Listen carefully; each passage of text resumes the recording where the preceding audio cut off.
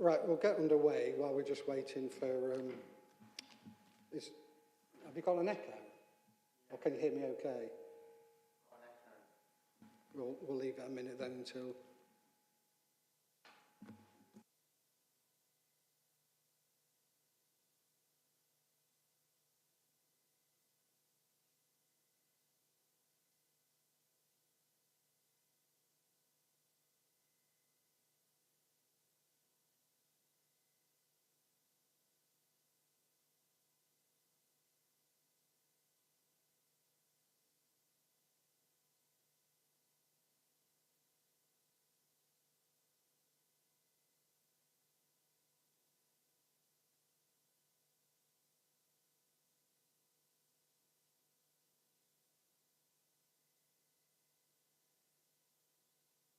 I can hear you. Yeah. How can we do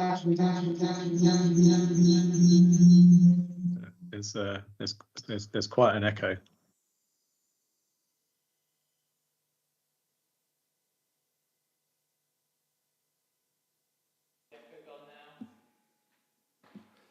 Okay, we'll get underway. So I can still hear a bit of an echo, but is it acceptable? Yeah. Good morning. Welcome to Council's Audit and Governance meeting today. As you'll have noticed, Councillor Morgan McGeehan's offered his apologies. So as Vice Chair, I'll be here today. We've also got apologies from Councillors Cuss, Wright, Cecile, Councillor Bolton, and we haven't had apologies from Councillor Eyre yet, so they're the apologies. We've got a late item that I'd like to introduce, which is the report from the external auditors, Ernst & Young, and that's why we've got Ernst & Young on the video link.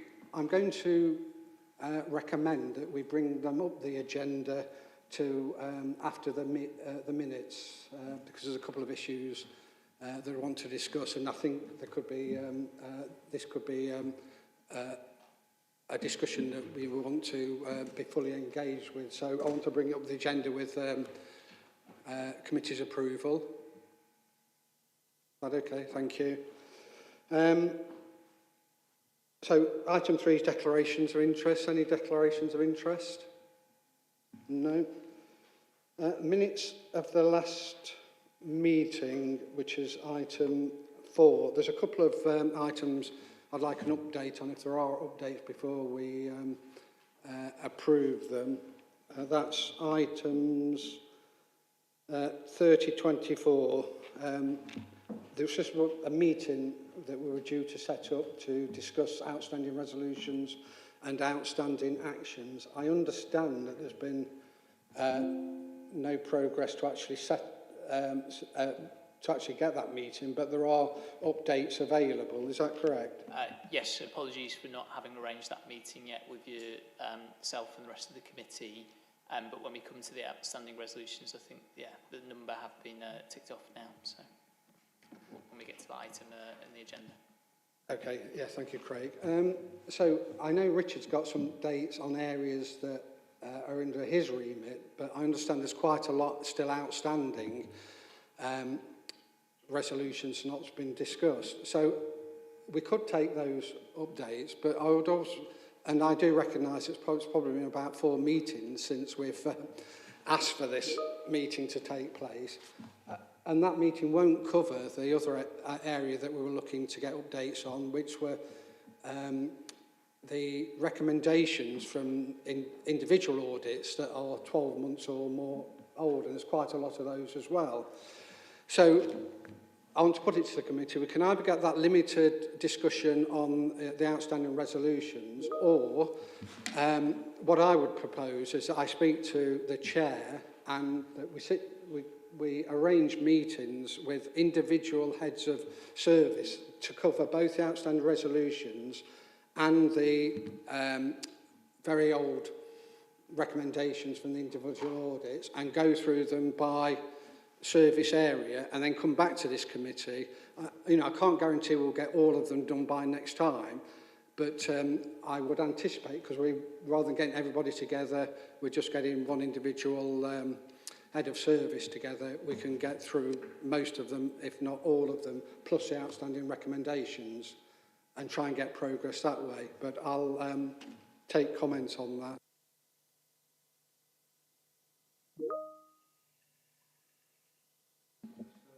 I think it just means moving forwards, and there's no point in sitting on it. So if that's the best way forward, and it seems a reasonable way forward from my point of view, if you need any help, let me know. Yeah. No, thank you. No, I'm just keen that we make some progress on it. It feels like we're sort of a bit of a toothless tiger over the last few months in actually kicking some of these things into action. So I'm happy to support that, and I'm also an offer, if you want somebody independent to be part of that, if my diary allows, I'm happy to come along and bring that objective view as well. It's an offer. Councillor Kerr. I was wondering whether it would be more convenient if we could have some of those meetings online rather than coming in for what might be a 10-minute meeting.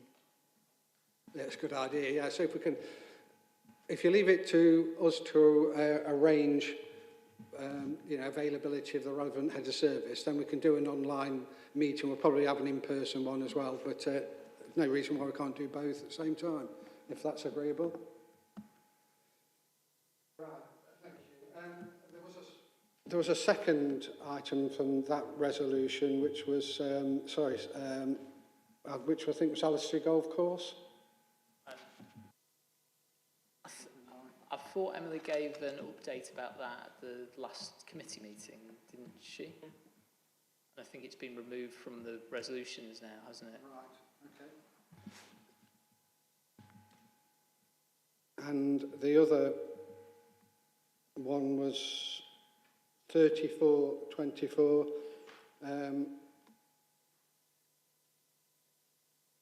which I think we've got covered in, it's actually on the, is an agenda item today in terms of internal audit.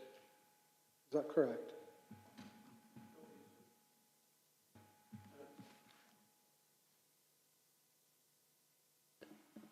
I'm not quite sure. I'm looking to Richard to see if... It was on the annual governance statement. I don't get involved in the annual governance statement, but I just provide my opinion for that, and my opinion gets included in it. So I'm not quite sure what my involvement would be with that. I think, John, it's not an internal audit job to sort that one out. I think the various suggestion amendments we went through the other day were going to be incorporated within the final document. And whether that has already happened, I mean, maybe Alison could answer that. So once the amendments are incorporated, the chief exec and the chair, whoever it is, and leader of the council can sign it off. Yeah, that's right. It came to committee for comments. There were comments back from committee which have been included in the revised annual governance statement, which has now been published. Yeah, great. Thank you very much. So, last statements from the last meeting, proposed and seconded. Thank you, Councillor Wilson. Councillor Upton, thank you. Right then, apologies that it's a late circulation of the external audit report. Alison, are you introducing this one, or are we going to go straight into the update from... Yeah. Yeah, Hassan?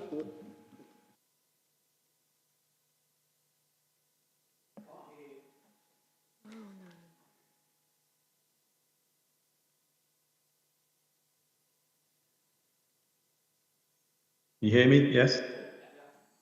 Oh, lost the visuals though.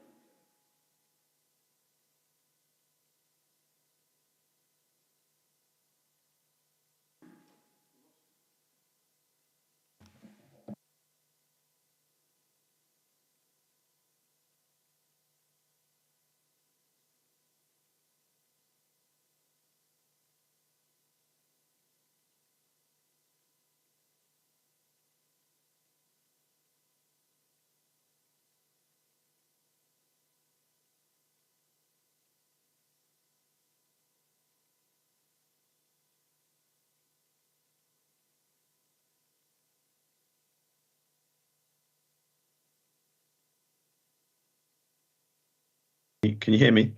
Yeah. Right. Okay. So we've got as I was saying, got the audit completion report for the outstanding years in line with the government's reset proposals. We are proposing to issue a disclaimed opinion for those years within the report on. Within the executive summary, it sets out the local context in terms of the fact that we commenced our audit and the position that we reached. Within section 3 of the report, it includes the proposed opinions that we'll be issuing, and in section 4 of the report, it outlines the work that we've undertaken in respect of our value for money responsibilities. Have not identified any significant weaknesses in arrangements, but we have made 2 recommendations which management have responded to. Given the sound issues, I will stop there, but if there are any questions, I'm happy to take any questions.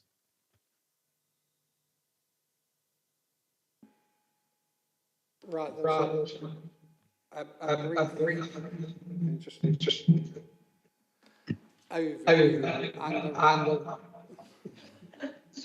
do we need to A bit possible. Yeah, okay. Is that better? Yes. Yeah, so a brief overview, and I think members only got the report yesterday, but Alison, I know you've had a chance to read it and provide feedback. Before I invite questions to Hassan, is there anything you'd like to say? Thank you, Chair. So, obviously, we were expecting a disclaimed opinion on the 3 sets of outstanding accounts. That's something that that Ernst Young had been communicating with us. There's no significant issues identified within the report, which is good, and that we haven't got a disclaimer on. We haven't got a qualified opinion on the accounts. We've got a disclaimer on the accounts. In terms of some of the recommendations, I mean, they're mainly focused, particularly on the value for money report and the financial sustainability of the council, which we absolutely accept. That is a risk. I think that's a risk across the whole of the sector.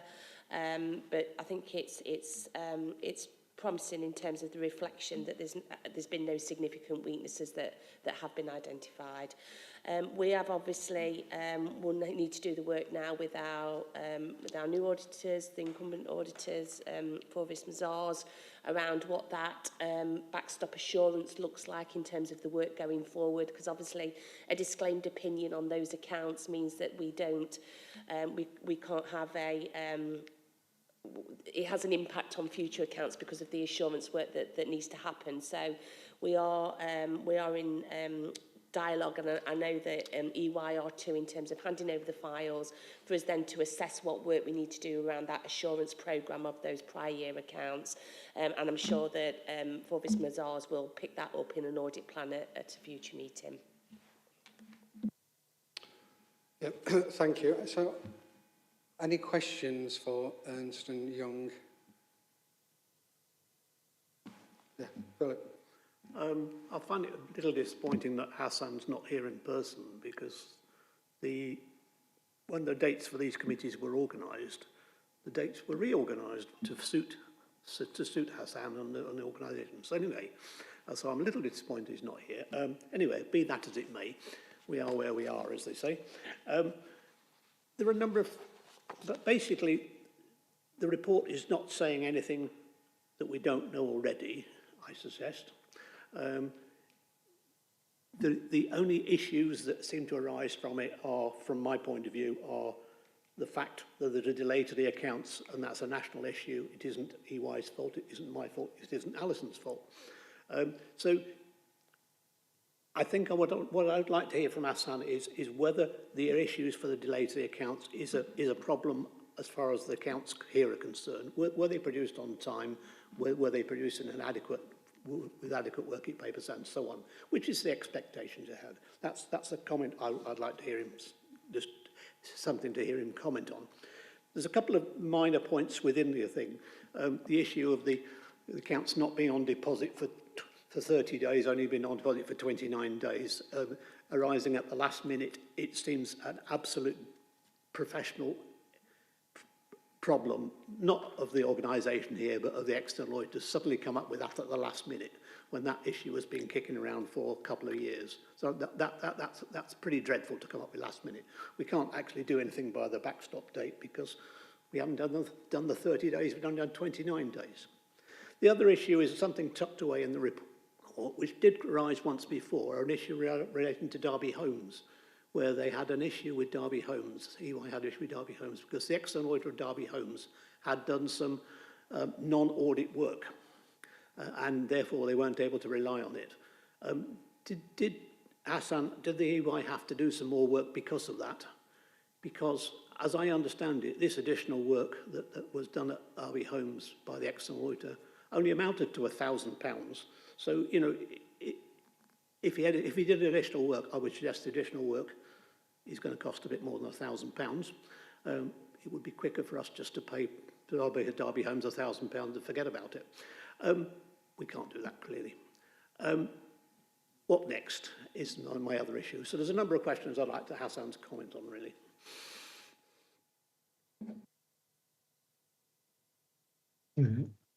Thank you, Chair. So I'll take those. Try and take those in the order that they came in.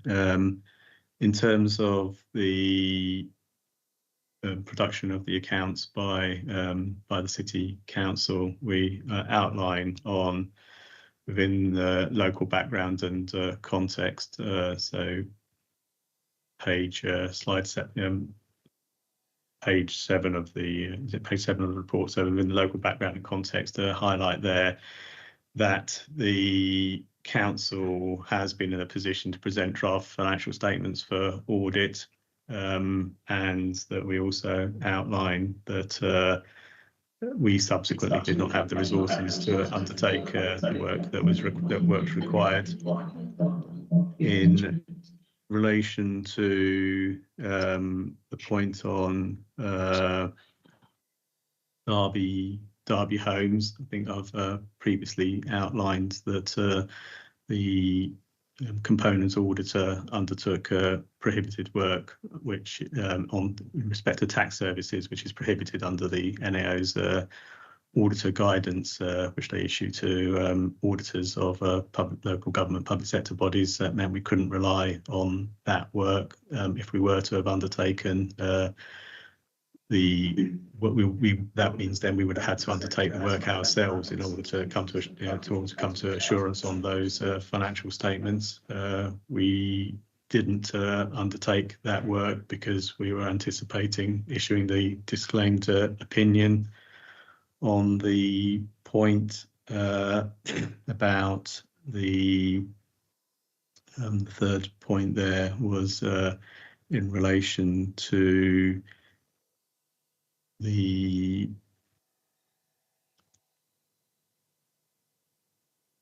sorry, can you remind me what your third point was? Question. Sorry.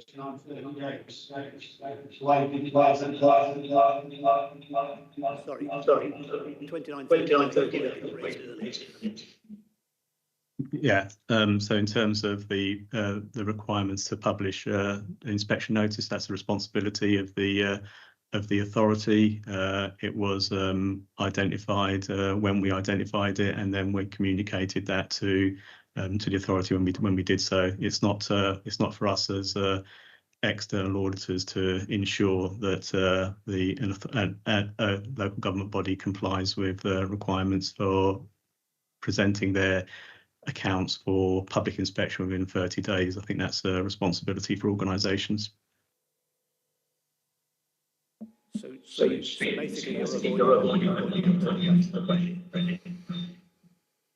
saying it's not our responsibility to make sure that authorities can comply with those statutory requirements. It's a responsibility for organisations. But the PSA has contract monitoring arrangements, and it sets out in the PSA's agreements requirements for auditors, audited bodies to produce audited accounts, etc., etc.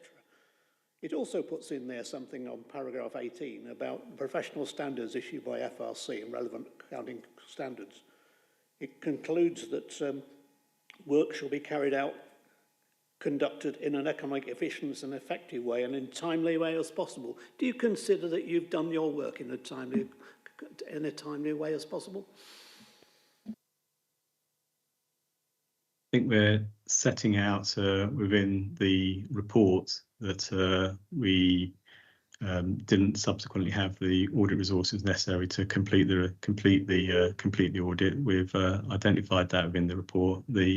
As members will be aware, the issues facing the sector as a whole in respect of the backstop, the implementation of the backstop date, and the fact that there are a number of audits where audits are delayed, then that's an issue across the whole sector. I think the FRC have outlined last week that there were 440 opinions which had yet to be concluded. So that does illustrate the scale of the issue facing the sector as a whole, and as a result of that, why the backstop date has been implemented in order to look to have the reset.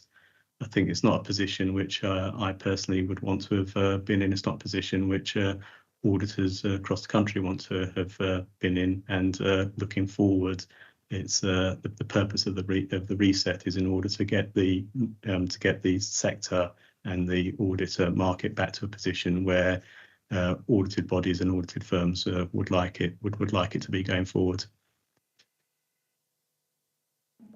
So you don't accept that responsibility. So just on the audit differences on page, not quite sure what page number it is, doesn't have a page number on it. Of section 3, you talk about we've not identified any audit differences, adjusted or unadjusted, to bring to your attention because they were presumably outside the minimum amount of reporting. Were there any audit differences at all that were changed in the accounts for any of those 3 years, or none at all? So in terms of the procedure, that we've undertaken, we haven't. We're issuing a disclaimed opinion. We're highlighting within that section of the report for management in terms of just to make sure that the opening balances that are reported in the respective financial statements agrees to the prior year balances. So there weren't any differences adjusted, that's what you're saying? There aren't any unadjusted differences to bring to your attention. Yeah, thank you, Hassan. Councillor Kay, you've got a question. Yeah, I've got 2 questions. The first is about the report that we have as the appendix. And I'll start by saying thank you. It's actually nice to have something back for all those years to be able to work on. And I haven't had time to read it all. But it's got a number of parts of it that haven't been completed, particularly dates. So although this doesn't say on it that it's a draft, is this actually a draft? It says it was issued on the 19th of November, but yet we've got some dates that are not completed within the document. They've actually conveniently highlighted in yellow. And I just wondered whether there would actually be a further document coming after this one. And my second question is, knowing that there are loads of other authorities in a similar position, and we've got this question about how does the audit gain the assurance going forward, that's going to be the same situation, presumably, for many of these other bodies. And we, as an audit sector, for all those, the new switchover of new auditors dealing with past audits which haven't been given the assurance that's needed, is there some national statement that is dealing with that? Otherwise, the poor audit situation is just going to collapse into lack of capacity again? On the first of all, on the dates which you refer to, so that is within section 3 of the report. So that's it outlines there the proposed opinion that will be issuing in terms of the disclaimed opinion, and the date there is once the opinion is issued, the date will be inserted. So that's going to be on the day that the opinion's issued. In terms of building back assurance, the FRC have published a paper, and it's also within the in terms of considerations which auditors will need to undertake in respect of building back assurance. It is going to be a position where the work's going to have to be undertaken over a period of time. I think, as Alison has mentioned earlier on, in terms of the Nazars when they come in to undertake their audit, the fact that there's been a disclaimed opinion will impact on the opinion that they'll be giving for the following 2 years, I expect. So it's going to be a position where their audit and their audit opinion will refer back to the fact that the 22-23 audit was disclaimed. So there's going to be I expect there'll be a period of 2 years before they'll be able to consider whether they can issue a clean opinion in its entirety. That'll be one for Mazars will be able to provide further details on the procedures they'll be undertaking to build back that assurance. Thank you. I don't think there are any other questions.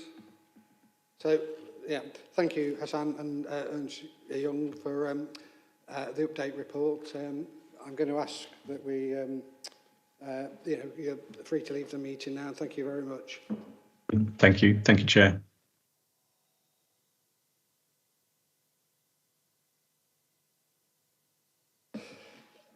Right, just before we go through the recommendations from this report, Alison, Lucy's query about the bits will be filled in when the day that the opinion's issued. When's that likely to be?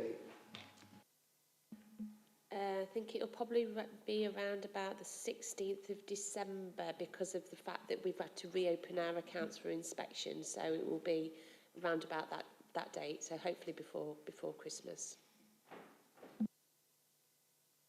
Yeah, and the second issue, we're not going to go through all of the outstanding resolutions, but the one on the letter to Ernst & Young, that was delayed again. What's the current situation with that? Because I know that it did energise members before, so I think it would be useful to get an update on.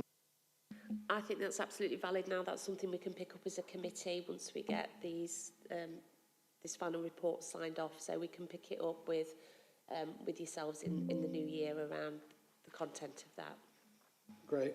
And the final thing is, I don't think it's been mentioned, but I was reading that the National Audit Office have basically said that all of these, they've got no confidence in any of them because there's so many, all of these issues. So the point of my question is it really worth doing anything now other than getting them to sign it? No, we need to look forward. We need to make sure that we have got the assurance with our new external auditors and they've got the assurance over our statements. I mean, you heard from EY that there was, we've issued our accounts on time. There's no substantive issues regarding those accounts. I'm comfortable and reassured with the partnership we've got with our new external auditors and the work that we've done that we will get to a sound position. As Hassan rightly said, it will take us a couple of years to get to that place, and it's really, really frustrating and disappointing that, as an authority and as a team, we're probably going to be in a perpetual state of audit for 2 to 3 years, which will need resourcing. But, we need to look forward and we need to get that assurance for all the right reasons. Thank you. Did you want to make a comment? I think my comment is that I think the comments we've had from EY just demonstrate exactly that point. We need to forget about it and move on, because quite clearly it's a waste of time talking to him. You don't get any answers to any questions. He avoids answering questions. He must be a politician, in other words, in another line. But so we need to move on. So we need to get this management letter representation done. We need to get that signed off. We need to get the accounts signed off and forget about it and move on. Quite clearly, there is quite clearly an outstanding, another matter which we haven't actually touched on yet, is the fees. And quite clearly, they are going to come in. You'll note within the thing, there's a lot of big gaps in the fees section within the thing here. I don't know what the position is on fees, whether they've put in some money or what, put in a request. But anyway, Alison, perhaps update us on that. But quite clearly, we've not been happy with the performance of EY for some significant time. I think we need to make that point, still need to make that point at some stage, when the best available time is. We need to have significant discussions with the PSAA about the fee issue. If it helps, I used to work with the chairman and also the chief executive of the PSAA, so I'm quite willing to come in on any discussions with that. So I do know them quite well. So I think we need to be particularly robust in any discussions on fees, because we've not been getting value for money. We've not been getting what we should expect. And today demonstrates even more exactly that. But that fee issue is quite clearly the big outstanding thing we've got for a number of years.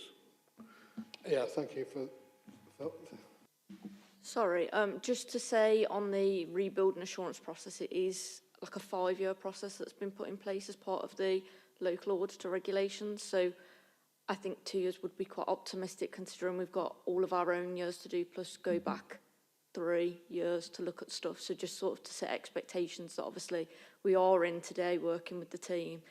We are obviously having regular catch-ups with Alison, but just as a realistic plan, it is set over a 5-year time period, and we'll do what we can to obviously bring things to you as soon as we can, but I don't sort of want to set unrealistic expectations of how quickly it's going to happen. Yeah, thank you for that. I don't think we've got huge expectations at the moment. Just going back to the letter, I think the committee's already made its feelings known in terms of the content of that letter, and Alison's assured us that's going to take place. In terms of the fees, I know that's something also that you've got in hand to consider, and you know, Philip's offer to help there is welcome. I think that's probably a conversation for. I need to have a think about the tactics with that one. Okay, if I'm being absolutely honest, it's probably not something that I probably want to air out in committee at the moment. So I just need to probably speak to the chief exec, and we have to have a plan of action around how we're going to do that.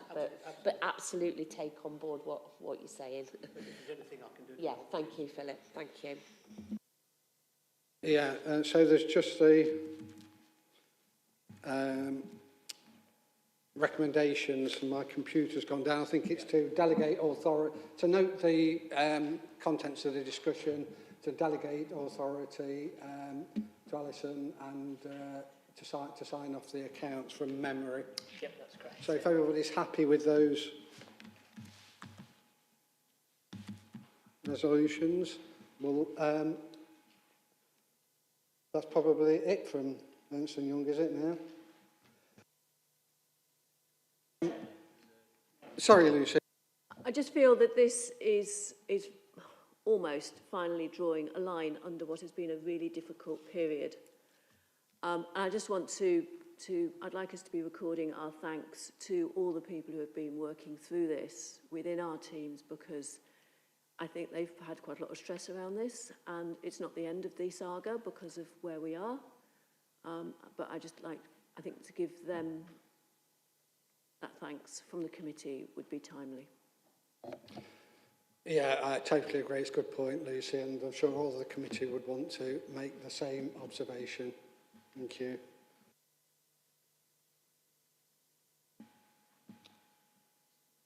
Audit and governance, outstanding resolutions. We discussed that earlier and we've got a plan to take that forward. So moving on to internal audit progress.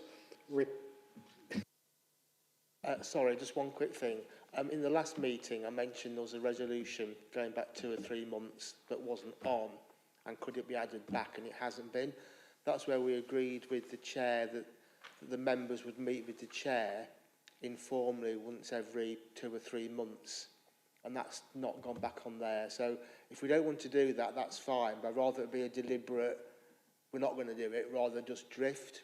And it was a thing that we felt that as members it'd be good to catch up with the chair, not as in a formal committee, but just to share ideas of concern or where things were at. And I still think that's something that's worth progressing, please, unless we feel as a group that that's no longer appropriate.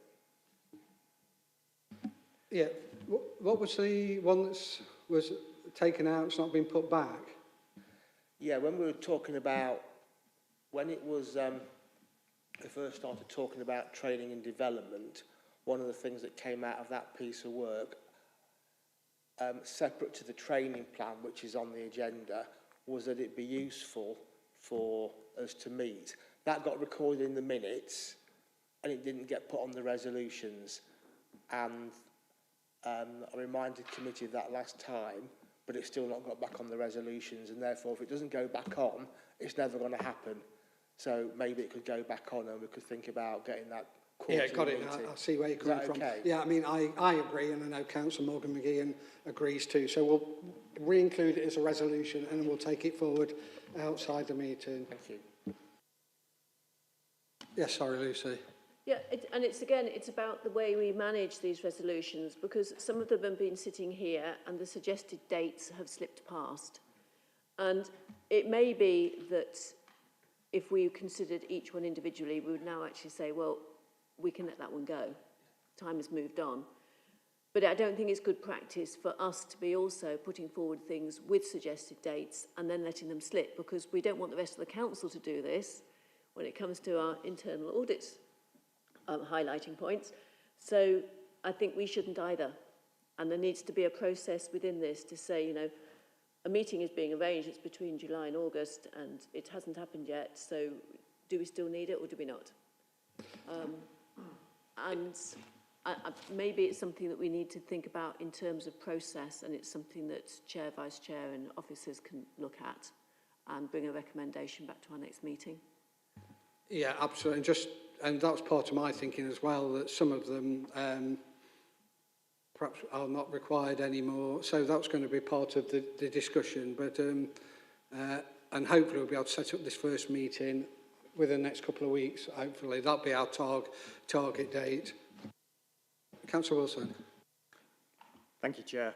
I'm just wondering, as part of the outstanding resolutions sort of report, well, on the Appendix 1, is it because obviously we don't see the journey of those resolutions, because obviously they've been going on and on. Could we put some kind of like traffic light system on them, like?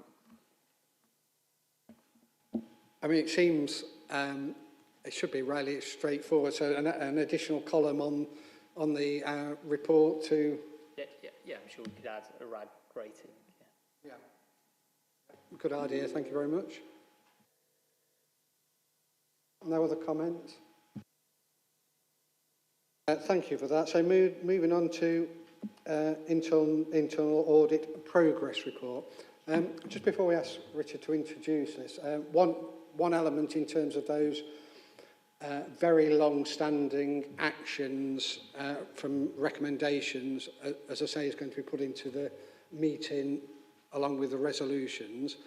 But the other thing is, I've been conscious of the fact, in my limited time on this committee, that although we get an overview of internal audit and it gives you a fairly good sense, but because of the scale of the number of internal audits that have taken place, on the Fire and Rescue Authority, they actually bring the full audit report, not all of them, but ones where there's no assurance from the internal audit or where there's limited assurance, actually bring the full report to the meeting, where you get a much greater in-depth understanding of that particular area of business. And also, put more effective challenges in because you understand it more. Now, this would be a bigger challenge for an authority as big as us because on the current internal audit report, there's probably a dozen or so specific reports have got limited assurance. So we could, you know, but what I was going to suggest, subject to the committee's view, is that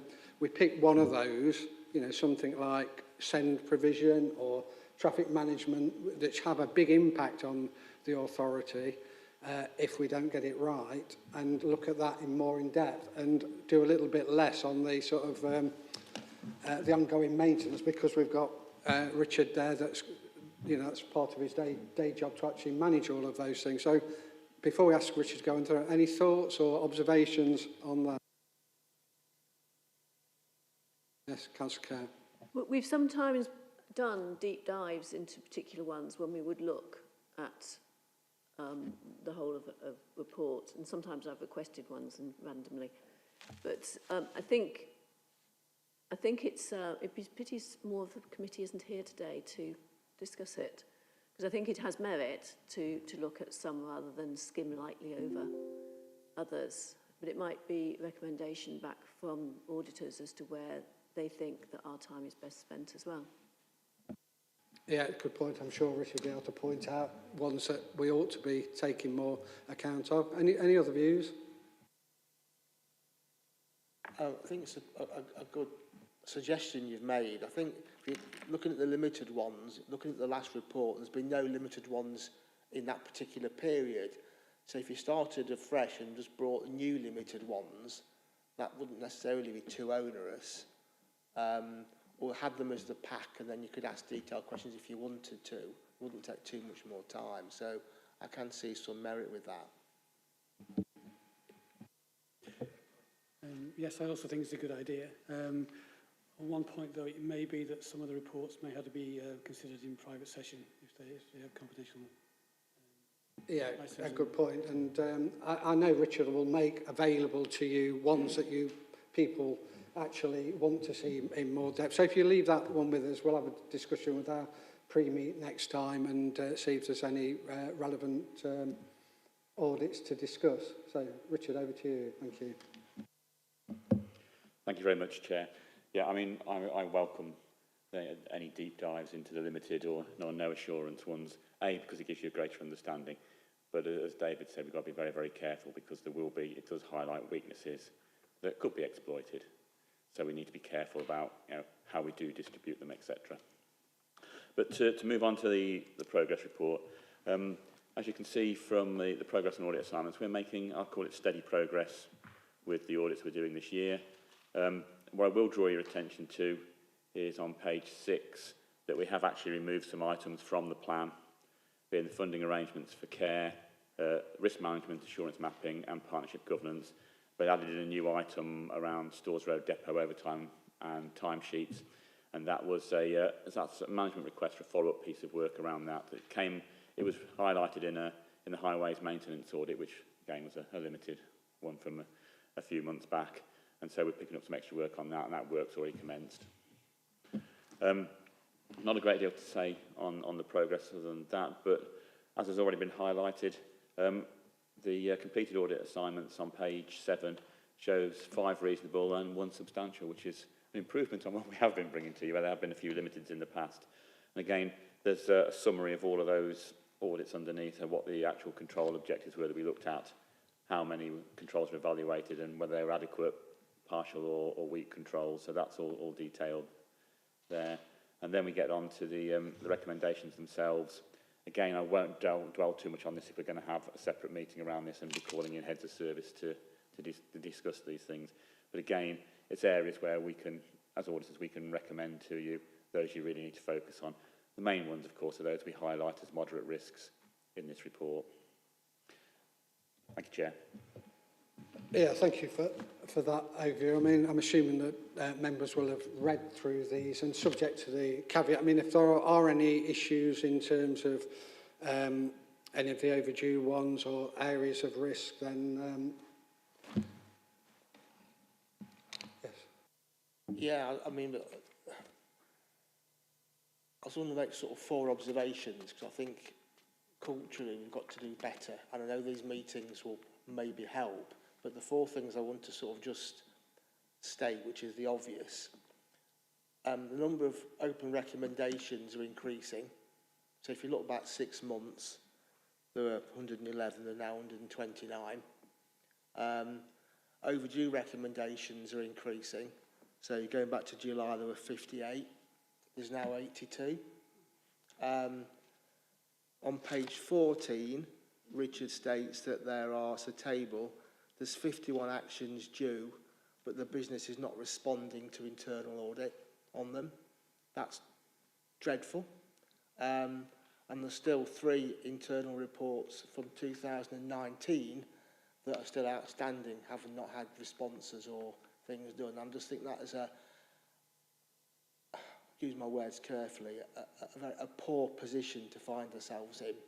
And I feel that we are drifting quarter on quarter in a spiral of getting less responsive. And I think we have to, as an audit committee, bring that back, or else we're not doing our job.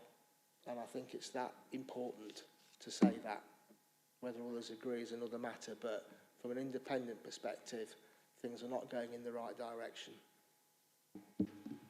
Yeah, and I would agree on that. You know, I know there's a lot of work going behind the scenes to try and push this, but it's and you know, it's a potential to undermine the impact of internal audit if we don't get on top of it. But I agree, it's the responsibility of this committee to actually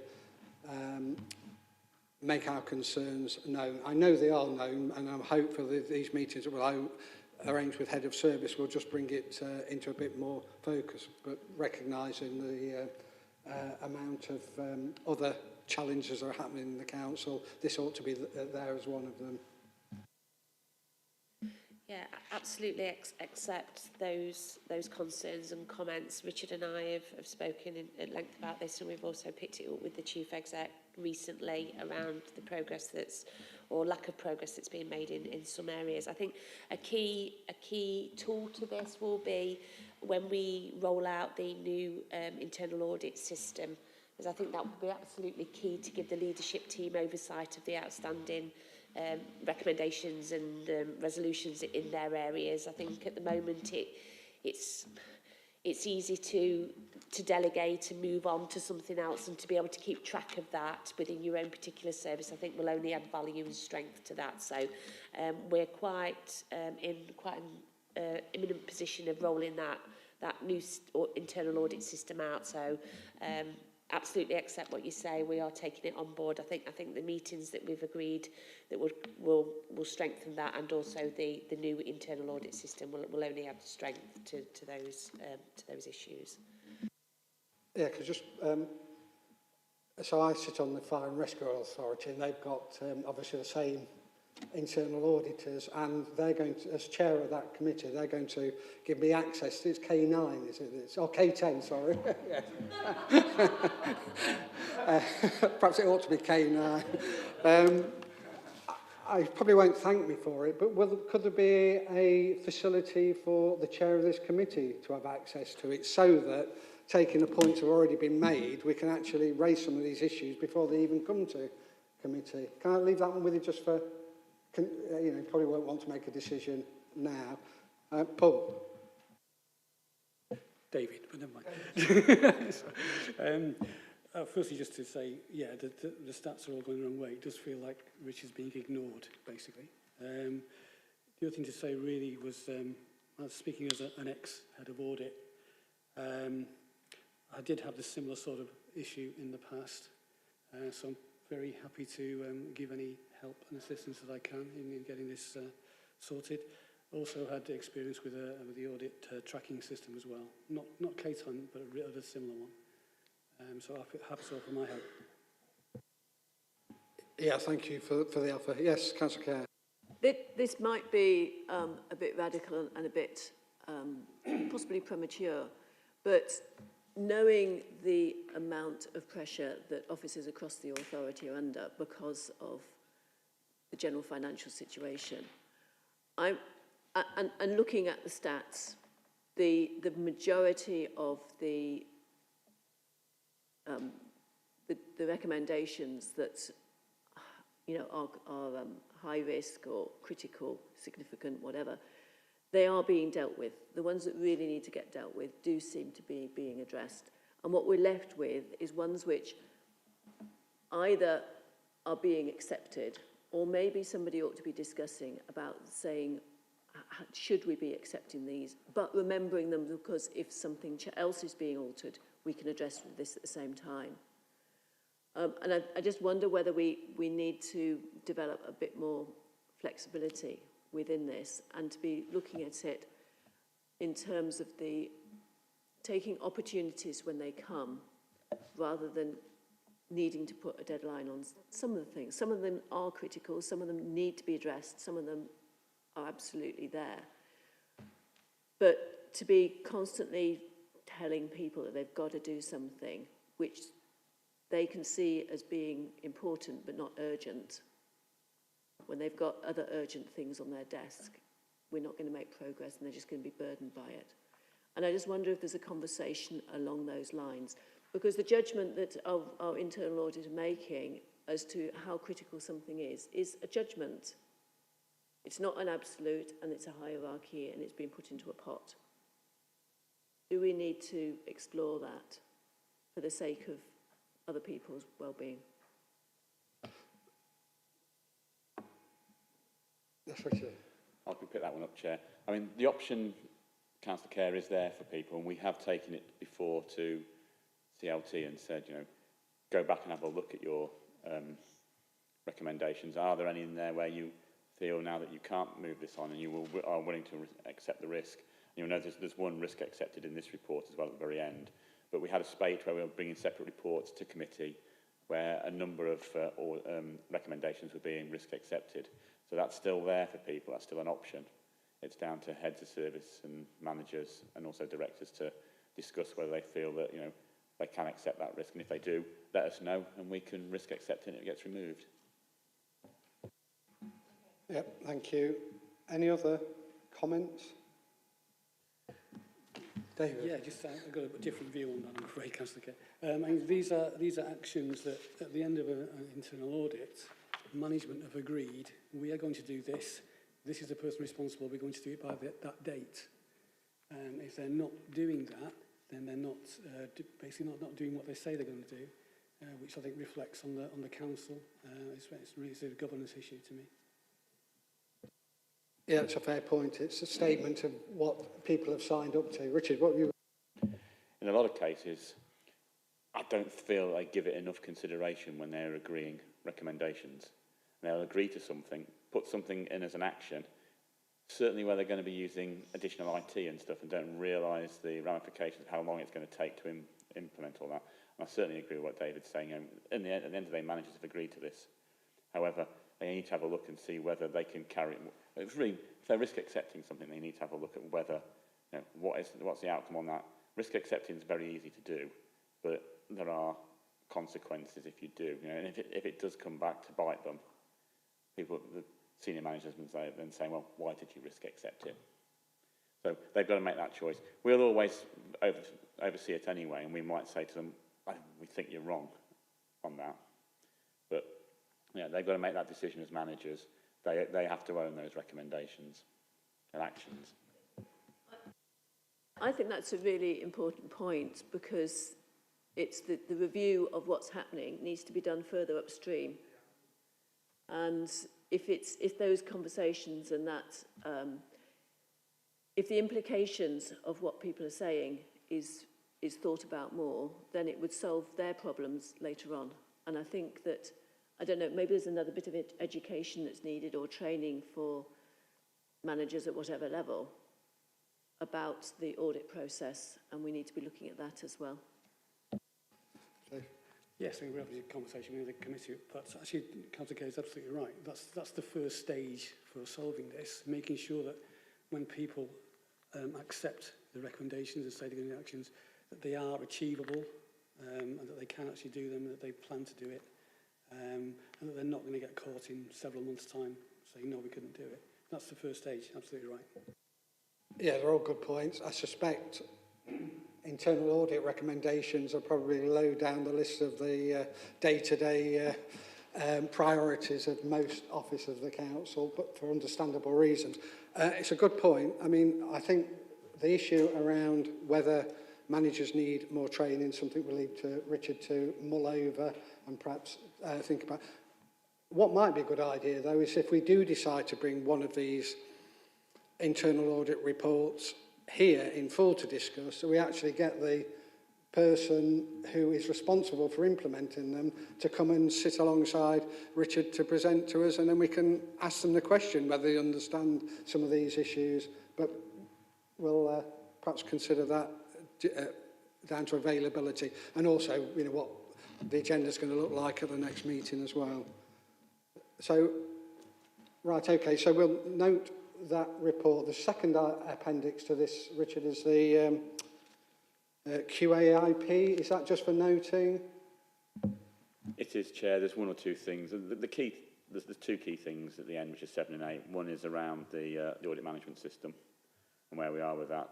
And hopefully at some stage we will actually have, you know, I envisage one day being able to come hook it up and give you, you know, real-time dashboards on how things are going. We're not at that stage yet, but we hope to be soon. And the other one is about the impending new standards that internal audit face that are coming on from the 1st of April. So they're items 7 and 8 in there, so just an update on those for members. They're the two key areas we're working on at the moment. Any views, comments from members? No, so we'll note that report, thank you. And next item is the internal audit Q4 plan. Again, Richard. Thank you, Chair. Yeah, this is just taking you through what we're planning for Q4. Again, I'm not overstretching the audit section on this one. We've got a lot of audits on the go at the moment. What I need to do is make sure that I'm able to give, the actual plan will give me the confidence to say, yeah, I've covered enough stuff, enough audit areas to produce the annual audit opinion, which will come to the, I imagine, the June meeting. So again, that's what it's geared to. And it's not just the audit reports, sorry, the audit work that we do. There's other things that feed my assurance statements as well. I mean, I have regular meetings with Alison, a Section 151 officer. As Alison said, you know, I meet with the Chief Executive and the Monitoring Officer as well as Alison in the Statutory Officer Group. That gives us a chance to talk about things. Talking to other officers around the council, I can get assurances from that. So there's a lot that gets built into this one. So again, it's areas we just feel that perhaps we need to have a look at just to give us that breadth for the assurance opinion. Thank you. Yeah, thank you. I've just got one question. There's the one on Derby and Derbyshire Waste Treatment Plan. There's an to provide embedded assurance at key stage boundaries and decision making over the ongoing, etc. What does that actually mean? Is it the embedded assurance you're wondering about? We could wax lyrically on this for quite some time. This was a concept that was put to Martin and myself a few years ago by the then Section 151 officer, who had this thing about embedded assurance in projects, and it's looking at each of the different gateways and boundaries there, and audit providing assurance on that, being not part of the system, but being there to talk to the various people that are doing the project, and very, very similar to that, yeah, that type of thing. So we are involved and able to take assurance from it, but also able to give assurance and give an opinion at that particular point in time. And many moons ago, it's called current auditing. So we used to do a lot of it on contract auditing. It's called current contract auditing, where you'd follow the contract through all its various stages. That's what it's a similar sort of thing to that, but just a grandiose title for it. Thank you. Councillor Kerr.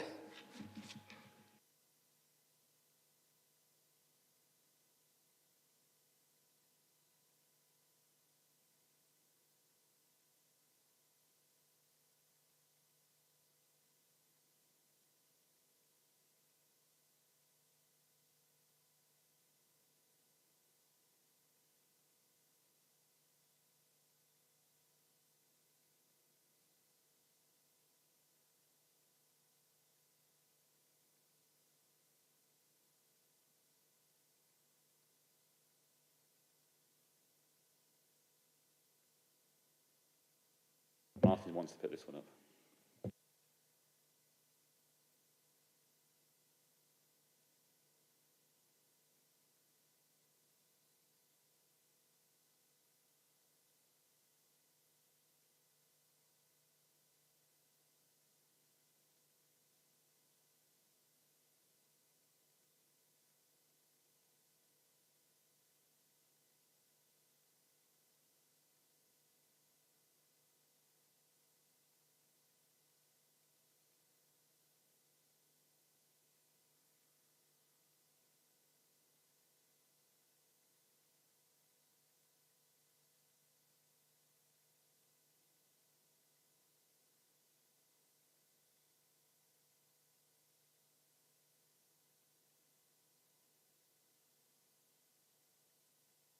Can I just remind members to put the microphone on when they speak?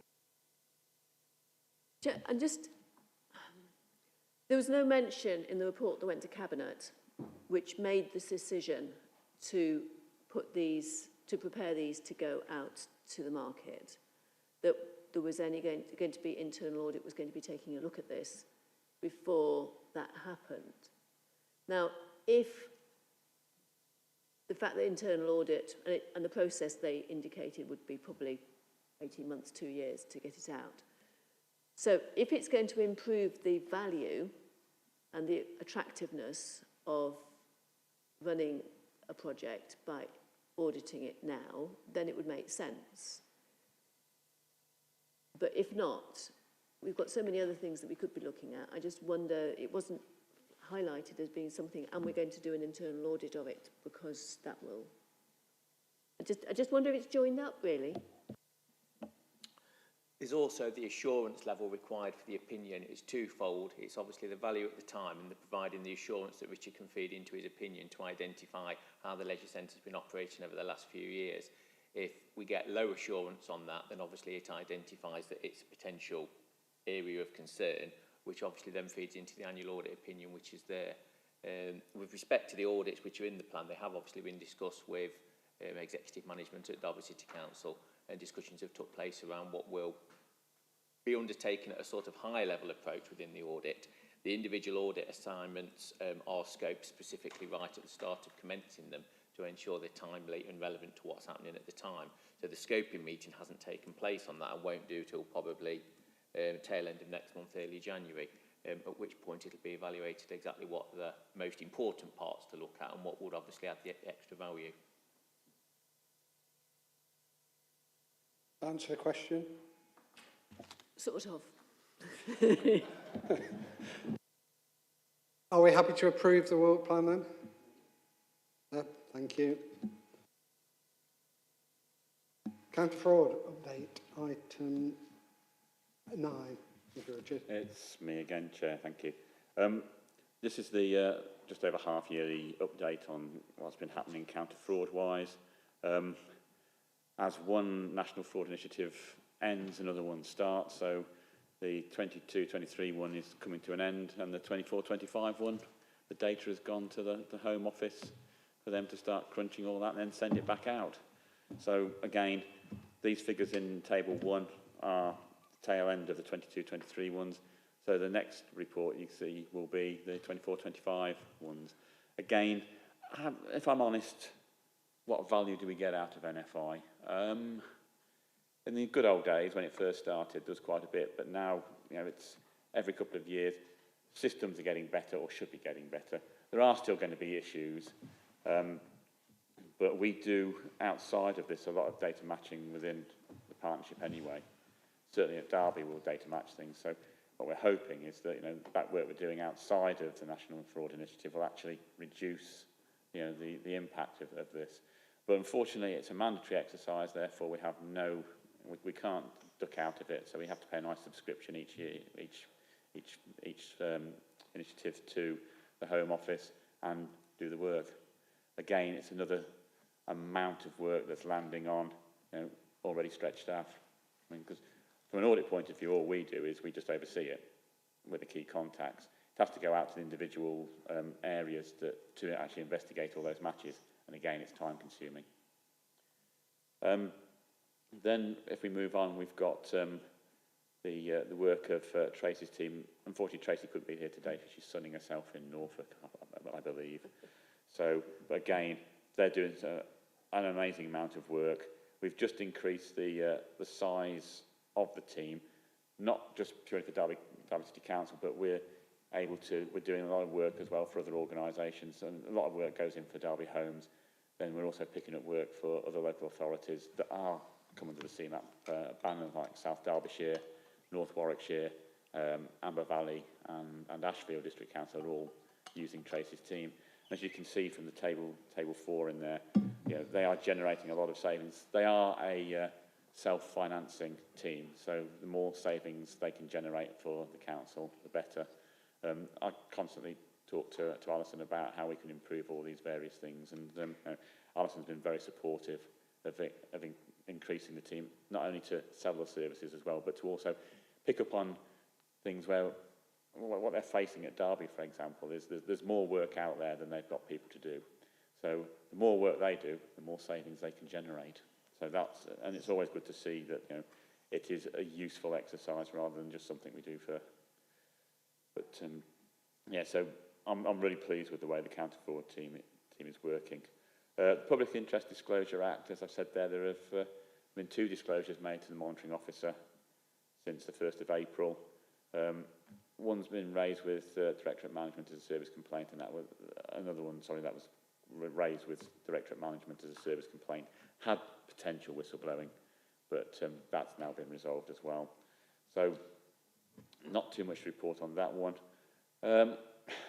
Nothing around money laundering, which I know is one thing you always ask me about, Chair. Again, I've had nothing come through on that. Nothing again on the Bribery Act. And even RIPA, the Regulation of Investigative Powers Act, again, nothing coming forward on that one. A bit of mention there around the fraud risks. At one stage they were you know, on the strategic risk register. We've now dropped them down to directorate ones. The real thing there is, as you can see, fraud risk training awareness, which is something that the committee have raised anyway. And again, there's a little bit here on the fraud risk training. And that's a key area where we need to do more work. And the ownership structure from top to bottom of the organisation, who actually owns it all. There's so many different pockets actually getting involved in counter-fraud work, and it's bringing all of that together, and that's something else that needs to be worked on. But yeah, the fraud awareness training, as I said to the committee before, we've identified a package, spoken to Alison. We want to make it mandatory, but we need to talk to HR because they are reviewing how they view what is mandatory and what isn't.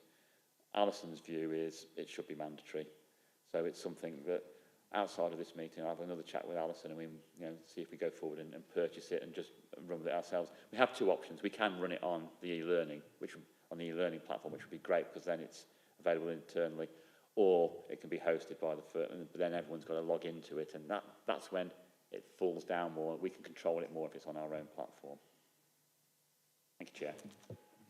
Thank you for that, Richard. So I think it sounds like a lot of good work, and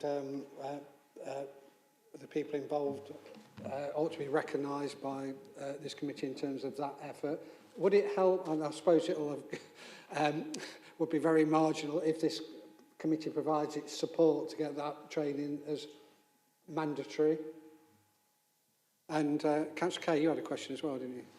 2 points. One was about the training, and I think if it was mandatory, but not annually, but every 2 years, would that soften the threat? And I think that the important thing is that it's done, and once people have done it, they'll be a bit more aware that it may not be needed.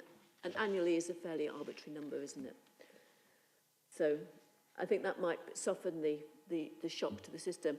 My other question was about the NFI work, and whether other authorities are also finding it is bringing diminishing returns, and whether it's therefore something that we should be talking with. If that is the case, then should we be talking across the sector to say, is this actually good use of time? Is it something that we should be doing, again, on a less frequent basis? And whether that's a conversation that is started. I'll try and pick up on both of those, Chair. Regarding the training, and and mandatory. I think annual would be too much anyway. What we'd want to do is, once everyone had done it, then every 2 to 3 years maximum. I mean, I know GDPR ones annually, but and that is very onerous, and I think to do something exactly the same as that would, again, impact on staff too much. But just really then just picking up new starters as they come in so they're aware of things. So that's, it's getting that process right, but I totally agree with Councillor Kerr on that one. NFI, that was my personal opinion, and I've not come across a lot of people talking about it. And it depends really where it sits in an organisation as well. I mean, in a lot of, for example, I'm the key contact for Derby City, but I've also, for some unknown reason, the key contact for the Derbyshire Fire Authority as well. So, but again, they don't have as many data sets, and a lot of it's down to data sets. If you imagine unitary authorities and metropolitan boroughs are going to have more data sets to send through and to data match than counties and districts, etc. Districts are going to have a much smaller one. The Fire Authority only has things like, I may be wrong, but it's payroll and creditors are the two key ones there. So it doesn't impact as much in that. But again, it's been something, as Philip will remember, it was brought forward by the Audit Commission back in the day. They tried to make it, they tried to roll it out. It was based on the London team against fraud, and they were seeing there how well they had all this data matching. But if you're talking about London, you're talking about inter-borough, quite easy to go from borough to borough within London. And the same was happening actually in the West Midlands. The people were going across borough boundaries and stuff like that. So they tried to bring it in. Again, there's a number of people, certainly around data protection and that I know that our friends at the county Derbyshire County were very reluctant to get involved in it. So it became part of the Audit Commission Act in 1998, was made mandatory and became part of the external audit. And with the unfortunate demise of the Audit Commission, it was at that point then that central government took over. So it's whether really other organisations are finding it. I mean, some might find it quite useful. Certainly if you've got lots of fraud going on there, it will be useful.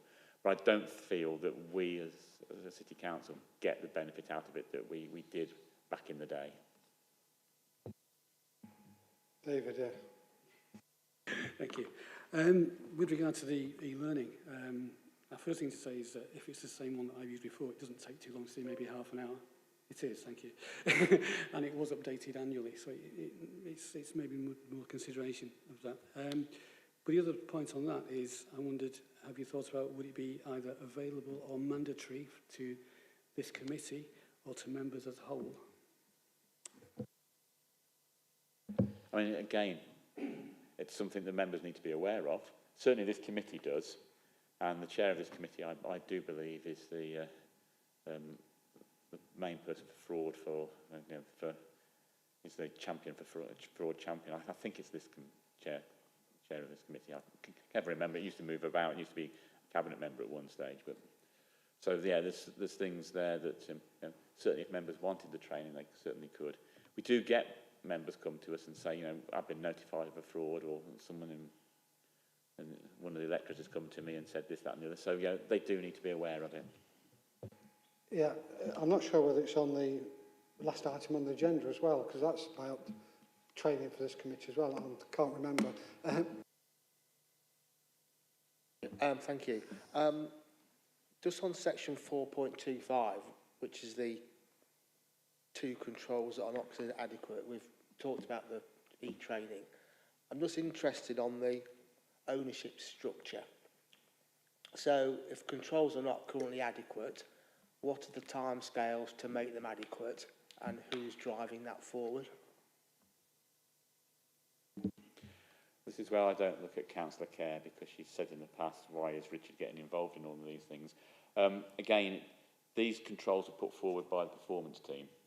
So myself and Tracy, who's the senior counter-fraud investigator, we tend to just update some of the controls. Alison will be responsible for a few as well, as is Emily as monitoring officer. So again, but the ownership structure ones, it is defined within financial procedure rules, but it's how it actually, that's quite clear, because it says Director of Finances and Section 151 officer is ultimately responsible. It then lists what internal audit's role is, But then there's all these other areas around the council that it doesn't really pull in the financial procedure rules. Like we've got the counter fraud team. We've also got a financial investigator that sits within the regulatory services as well that does a lot of work around this. So there's all those areas as well that need to be pulled under. And it's, you know, what is everyone's particular role in that? So it's one of those key things. And I know that this committee has said in the past, they don't want the head of internal audit involved in writing any of the policies. What the committee wants is, you know, the head of audit's assurance on those policies, not that he's getting involved in them. So that's where we've got to try and draw a line, and that's where part of this ownership thing gets a bit blurred. Yeah, thank you, Richard. I'm not quite sure that answers my question, which is who's driving that change forward and when's it going to be done by.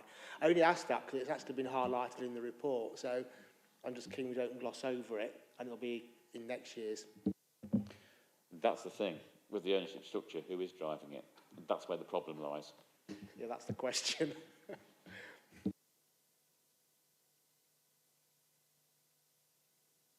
And if no one's no one's driving it, then I guess it rests with the chief exec to take that action on and drive it forward.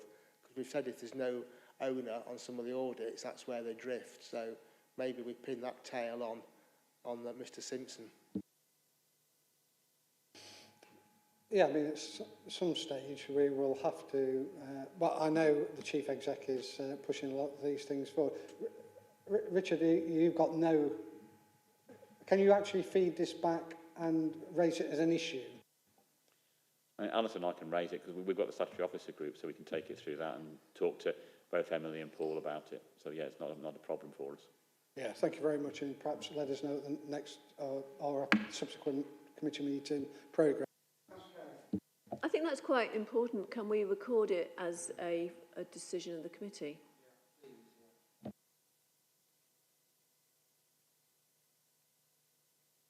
Just on the NFI, Richard, I think before you start chucking it out, I think you ought to perhaps feed back to the organisation to say that, to suggest improvements or suggest they do some investigation as to what improvements can be made, because the system only works if everybody's involved with it. If people start dropping out ones and twos, the system will break down and it will become inoperable at that stage. So I think before you start deciding to do that, feedback that. Yeah, I don't think Richard was actually suggesting that. Just No, I know he's not, but you know, you can see it somewhere down the line. But there is a let's look for improvements to see whether it is still working and to see whether it is best practice. Let's just see whether it's working properly, or whether we can improve it when anybody else can improve it. Yeah, I mean, that is a good point. I don't know whether you could feed back through your contact and say that we appear to be getting limited value from this. Is it something we're doing, or is it a common issue for other authorities? Is there any way it can be improved? Our benefit from it can be improved. What I can do, Chair, is I can raise it in various audit groups as well to find out what their viewpoint is. But we also do talk to people from who are involved in the NFI exercise, so we can get some. We can find out whether they're getting this feedback from other organisations as well. But what tends to happen is that, as I said, it's a personal opinion. We're not getting as much out as we used to, but we're still doing it. It's not that we're not doing it. We still are doing the thing, and we're paying a subscription for it. So just to park it would be a waste of money. So we need to make sure. Plus, it does. I mean, I suppose if you look at it, it does give me some assurance around the fraud side of things for the annual opinion anyway. So it has its benefits. Thank you. I'm keen to move on because we've got an important item on the agenda next. So can we note that report with a decision to note, and Richard's going to provide some anecdotal information from other authorities to inform us on the NFI moving forward. Thank you. I've got committee's agreement just to note that. Yeah, thank you. Alison, Treasury Management Mid-Year Progress. Yes, thank you, Chair. We've got a presentation to support the report. It wasn't circulated with the papers, but we can do that after the meeting, because I'm conscious that This is quite a technical report, and sometimes it can be quite difficult to actually focus in on the bits that committee need to focus in on, and not get embroiled with some of the detailed technicalities that the professional part of the organisation is managing. So if we just move on to the first slide then, please, Craig. So the Treasury Management Report is split into the following sections, and it focuses on the Q2 position of the organisation, which would have been reported to Council Cabinet in November. So this is reported to Cabinet in terms of what our Treasury Management activity is, and it focuses on the borrowing and investment activity across the organisation. And that's quite pertinent to local authorities currently, particularly with some of the public interest reports that have been issued and some of the Section 114 notices that have been issued around the sector in generally, around risky borrowing activity. And that could be, can be seen in the likes of Thurrock and Woking, where we've got recent problems around borrowing activity there. So it is really something that the sector is keen to manage. Next slide, please, Craig. In terms of a response to that, then, and the risk associated with the treasury management activity of local government, I think traditionally local government in previous years had been encouraged to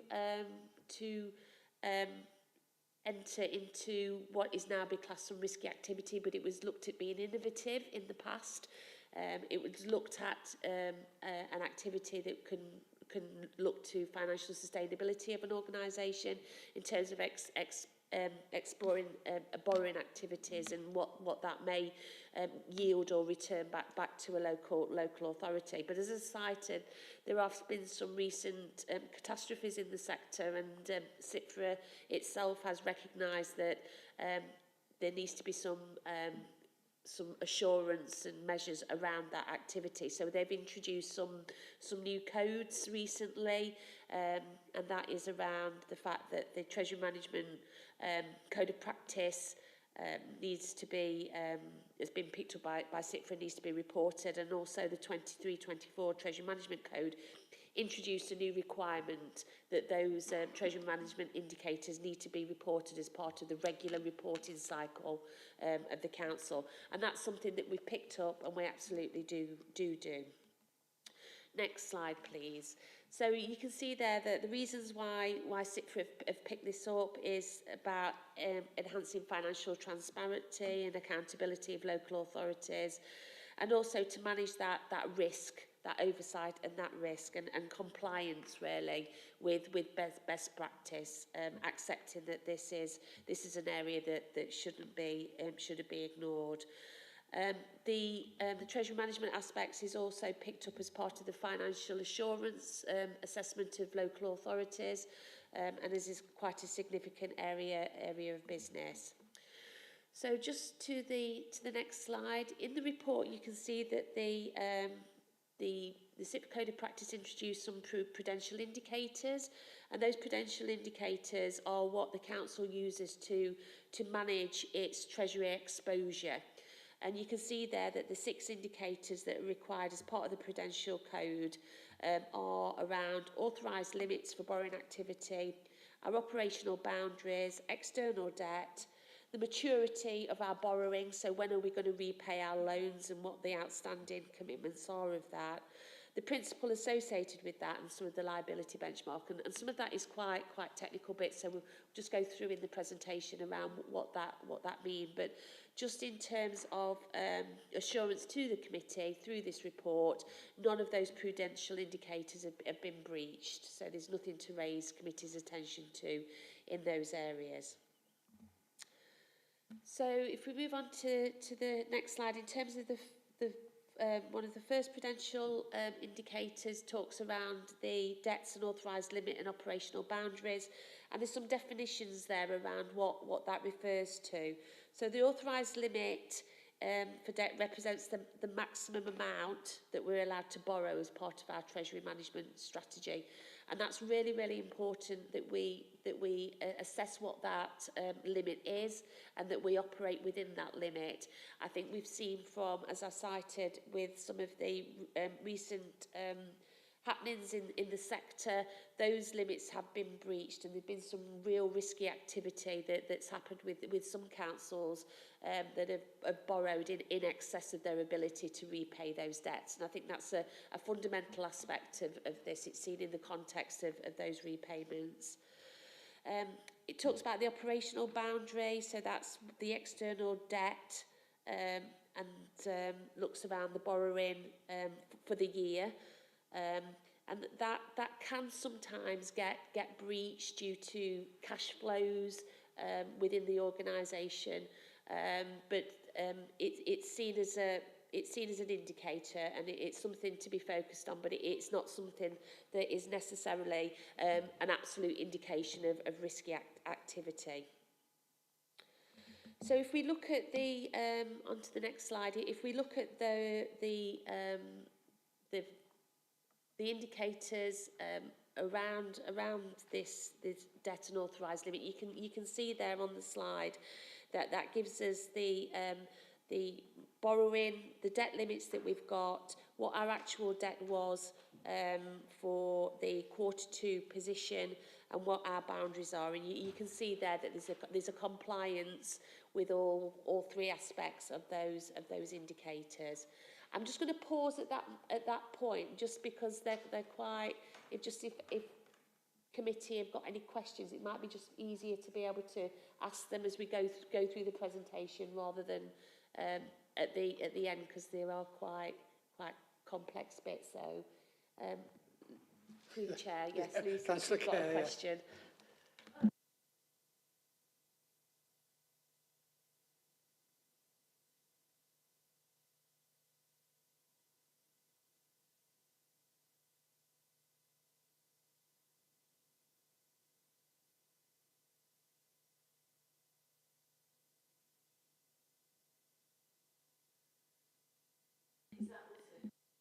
Yeah, absolutely, and that's one of the indicators later in the report. It does identify what the percentage of the revenue budget is associated with the borrowing activity in terms of repayment, and that's a really important indicator. I know that was something that you picked up before in terms of if SIPFA got recommendations around what those levels are, and I think it's a really they don't, because it's a really difficult question to answer, because each local authority's priorities of their allocation of their revenue budgets will be different. I think the important thing is the demonstration of the fact that it's repaid within their medium-term financial plan, and they've got plans to repay that borrowing. But that's picked up later in the report, Lucy. So if we go on to the next table, you can see there that this identifies what the principal sums invested for long periods, so longer term borrowing, and you can see there that we complied with this particular indicator. This is something that we do have to measure. This is the impact of sums that invested over longer terms, and also the borrowing associated with that, and this could have an impact on our repayment in the longer term. Our strategy at the moment has been around short-term borrowing because of the interest rates that we've seen within the market. So when you start to look at the Treasury report, you can see that our short-term borrowing has peaked, and when the market has stabilised, we will look at some longer-term refinancing of some of that debt. Okay. Next slide, please. So that looks around the structure of our borrowing, and that, as it says there, is our exposure to refinancing risk. And we've complied with that indicator, and we do look at the reprofiling of new loans when we're looking at the most appropriate maturity rates of that borrowing. The next one is looks at our borrowing and gives an indication of when that borrowing does mature over the next 50 years.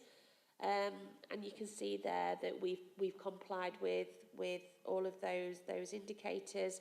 So to give an example, during the next 2 years, 19% of the council's total loans were set to mature. And then in terms of the longer term position, you can see that less than 1% will be maturing in the next 40 to 50 years. But that is if no new borrowing is taken into account, and that has to be seen in the context of any commitments that we have in our capital programme. So when we come to set our budget, it's really important that it's noted that what's the financing of that capital project, that capital programme, and what that means for our borrowing over the next sort of 40 to 50 years. But it gives you that indicator gives you some indication of what our length of our borrowing activity is over the longer term. Okay, no questions on that one. So the liability benchmark, that was a new indicator that's been introduced from 2023-4. And it's intended to highlight whether external borrowing is required, and if so, how much and for how long. So it looks at our commitments over the long term and makes an assessment of what our borrowing requirements are, and they're outlined in 4.53 of the report. And I think if you look at the report, you can see that our borrowing requirement does increase over the medium term. It does indicate that we are in a borrowing position, and we're likely to have to increase our borrowing over the medium term. I think the table on the next slide gives you an indication of what that borrowing requirement is look to be over that medium term. And you can see it's at an actual of 460 million, but rises to 674. So the borrowing activity of the council is increasing. So that's why it's really important that we have all these indicators to manage that risk associated with that. Has anybody got any questions on that one? That's quite a significant just on the borrowing. Your borrowing is increasing significantly over the next couple of years, as I read it. Yes. That's because of the requirements of the capital programme looking ahead for 3 years, and the available resources you've got within the organisation. So the way in which you actually go out and the period for which you invest is part of that discussion with Arlene Close and so on, and to decide how to manage that increase, because it's quite a significant increase over the next year or two, isn't it? It is, absolutely, and it's something that we do have to keep a close eye on. So yes, we do liaise with Arlene Close around what that debt structure, what the most appropriate of that debt structure is to look like, and it's compounded by the capital programme, absolutely, the borrowing associated with the capital programme, but also the financial position of the council, in the fact that we can't internally fund that activity. As our reserves reduce, our requirement to borrow has moved. So traditionally, we've been able to fund that from our balance sheet itself, but we're having to move into a borrowing position, I think, in the last couple of years to do that. So it is absolutely really important that we do keep a real focus on this area. I think traditionally it hasn't been a high risk area for this particular council, but it is something that we do need to keep an eye on, and that's why we've got the assurance from the regular reporting that we do and the prudential indicators that SIPFA have instigated. As I read it, Derby City has had a fairly conservative with a small c policy for some long number of years over their borrowing requirements and where they invest and so on, and it's certainly not gone down the Thurrock's, the Woking's point of view. So you're working from a fairly, I'd say, conservative position with a small c position, and you will continue to do so as I read what you're saying here. That's correct, is it? Absolutely, and any new borrowing activity, particularly around the capital programme, has to be supported with a sound business plan and assurance around the return and investment the assurance of that investment and the return that you can get through that particular activity. So, for example, Moorway Sports Village is a classic example of that. Borrowing in circa of, was it about 45 million, was it, Ellie? 45 million for Moorway Sports Village. But the business case demonstrated that actually the return back to the council, there was a significant contribution to that borrowing. So I think the business case is absolutely fundamental around any future capital investment.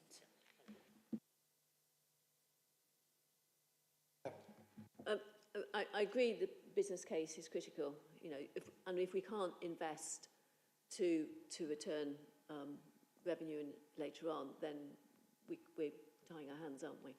But it's talking here about more than £300 million over 5 years. And is there any reflection in the report here as to what the return on that investment is? Some of it may be, there isn't a return on investment because it's keeping our roads safe, for example, or it's doing something else which is a capitalised revenue sort of activity. But others there will be a return on, for example, providing additional facilities for education of young people within the city rather than sending them outside. So to have a report that actually gives a flavour as to what's behind that, I think would be really helpful. Yes, we'd have to have a think about how we do that, because it would be the capital programme, really, in terms of what's the outputs associated with that. I think that I think it's a difficult one to do because of the scale of it, Lucy, in terms of the breadth of some of those programmes. It is quite a significant programme. The capital programme is about £250 million. I think the business case is the key bit to that in terms of showing what those returns are. I'm not so sure it's something that we could include in any regular treasury management reporting. I think the business case is where we actually test that return that comes back. I find it quite difficult for us to be alert to whether or not we should be concerned about this number if we don't have that background information. Yeah, I can see where you're coming from. I suppose the code around this is what gives you the confidence that we're meeting all of those. We're working with the parameters that's set. So that's one level of assurance. I do get your frustration, but I think the point is it, apart from giving us a great level of understanding in this committee, there are other forums in which that would be discussed. Is that basically what is another methods of assurance around that? Yeah, I'm not sure. I'm not sure how I could give assurance other than the prudential indicators. I'm really not. I'm really at a loss of that one. I think, Chair, that SIPFA have changed the rules. They want us to look at this, and there must be a reason for that. And the underlying reason for that is to make sure that our borrowing is sensible and there's a rationale there that stands up and isn't risky. And part of that rationale is what we're spending the money on. And if we can't answer that question, I don't know how we do that part of the job that SIPFA is asking us to do. Yeah, I understand. But what about other members' views on that? It's a very important point that Lucy's raising. Has anybody got any, supportive or counter views? I think it's one of these issues that you don't know what you know until you know it, sort of thing. The prudential indicators are there for the problems that have arisen at other authorities with significant issues. We're not in that position. Alison is assuring us that these prudential indicators are being met. So in the terms of the detail behind that, we have that assurance. Now, if individual projects such as Moorways and so on is going to be justified because of the return and so on, that will be dealt with, I would assume, at the time in which that project was entered into. So, that will continue. So I don't think we need to revisit that one again, because it's already happened and would be happening for all new projects. Is that right? Is that right, Alison? Yeah, that's right. And I think the capital programme is only one element of this, because it's the fact that we are borrowing for cash flow day-to-day activities which wouldn't have already been. So it's sort of historic, not just forward-looking as well. And that's happened. That's in situ now. So, you know, it's It's a cash flow issue all the time. Yes. Because money's coming in, money's going out, and sometimes we invest.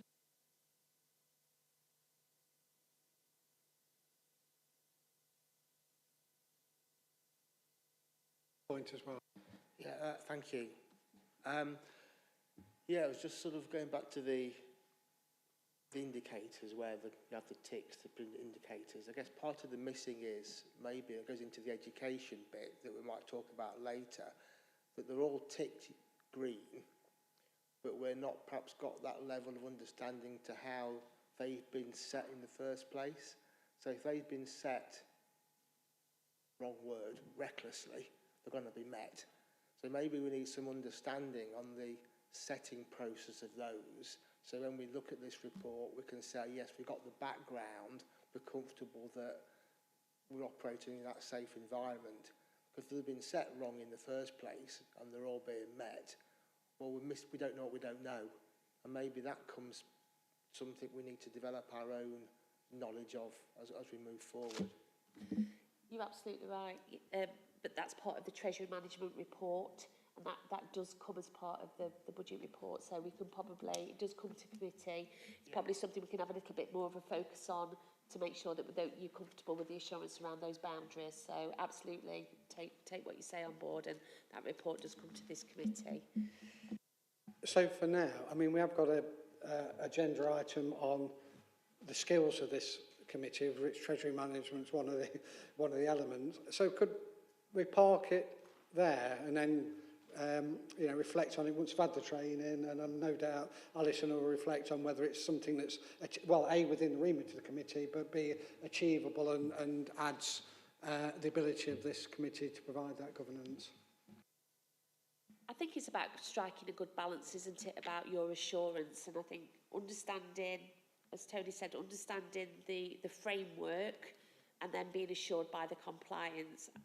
I think that is what this committee needs to focus on. Wouldn't expect, and neither would you expect, to be technical experts in the Treasury Management activity. I think it would totally, yeah. Neither have I, hence why I've got my colleague at the side of me. So, next but one.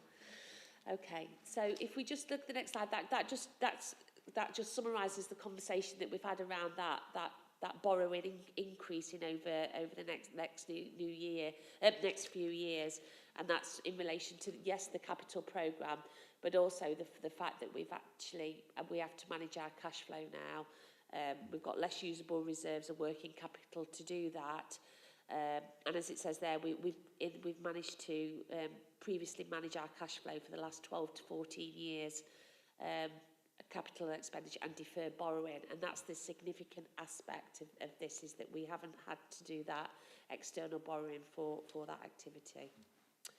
Okay, just on to the next one. So there are some voluntary prudential indicators that are outlined in the report. And we've complied with all of those voluntary indicators. Can you remind me what they are, Ellie? Security and liquidity indicators. So they're outlined in the report as well. So just to go on to the final slide, really, and just to talk about the impact why do we have to worry about the Treasury Management aspects of the council? Well, the borrowing activities charged to the revenue budget, and there's some identified there as some of the factors that could significantly impact on that revenue budget. So we've seen changes in interest rates recently. That has meant that we've had a pressure on our Treasury Management budget of multi-million pounds over recent years. And the short-term financing increases pressures on that budget for the short term, but it obviously avoids being tied up in costly loans, where we would be looking to refinance that when there's a stabilisation of the economic climate. The borrowing position throughout the year reduces investment income, which we can generate. So on the flip side of the coin is we can invest and we can get a return on that investment. And that has to be done with, again, risk assessed, that we don't do any risky activity that puts in jeopardy any of the borrowing activity of the council. And then I suppose any of the unbudgeted activity then has an impact on our medium-term financial plan. So to give some context of what it means on our revenue account, I think we have traditionally been around 5% of our revenue account has been for treasury management activity. I think we're probably around 6%, and it looks to rise to about 9% over the medium term.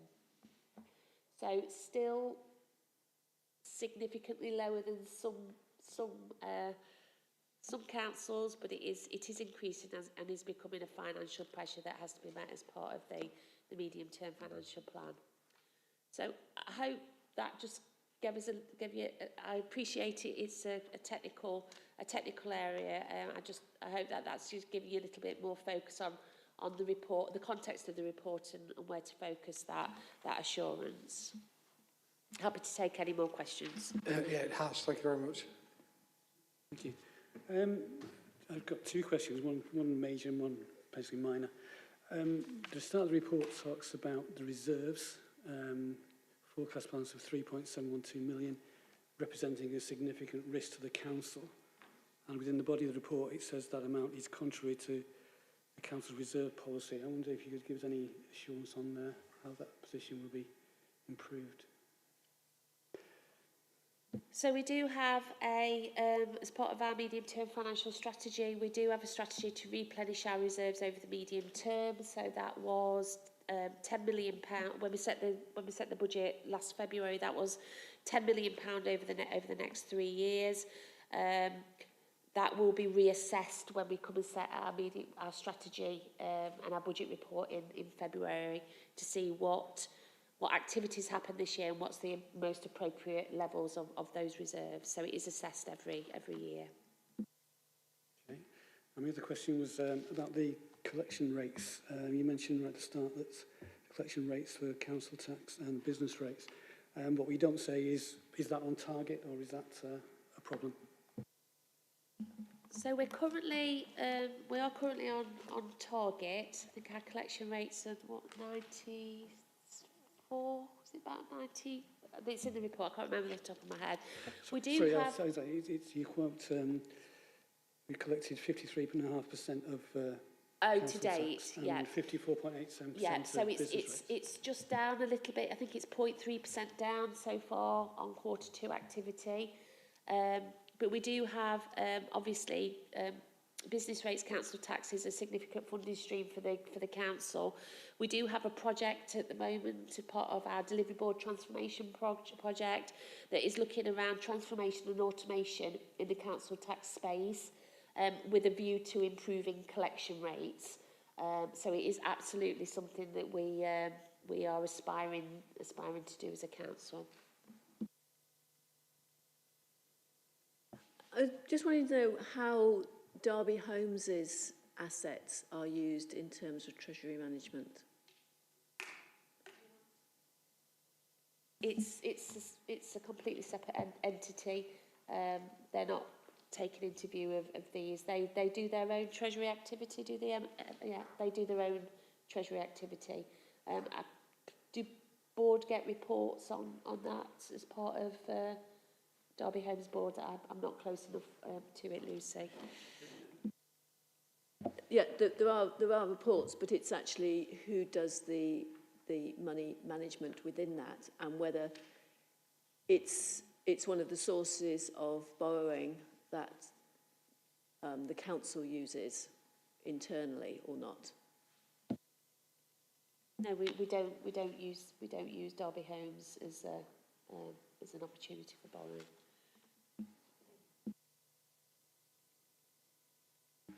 Thank you. A couple of questions on the Treasury bit, then one on the financial monitoring bit, which came with the papers, if that's okay. One of the tables that wasn't on your slide pack, Alison, was table 6, and that's on page 48 of the big report. Just shows I've read it, no other reason. I was just, yeah, I think I sort of might know the answer, but it's about the investment benchmarking, and I just sort of couldn't quite get my head round. Between March and September, the credit rating had deteriorated slightly from AA- to A+, but the credit score had actually gone up from 4.17 to 4.66, and it just seems slightly counterintuitive. So maybe not to answer now, but maybe it's something when we're being educated. It just seems slightly counterintuitive to me, although I think I might know the answer, but I'm not going to bang on about it now. The other one was just on table 9 on page 50 of the main report, which was a sub-investment limits. A subcategory had been breached, and I think we just need to know that. That was where we'd gone to £10 million rather than 5, which didn't come out in your report, so I think we should be aware of that. And I think there's so I was interested around when a breach does happen, how that gets approved and who knows about it.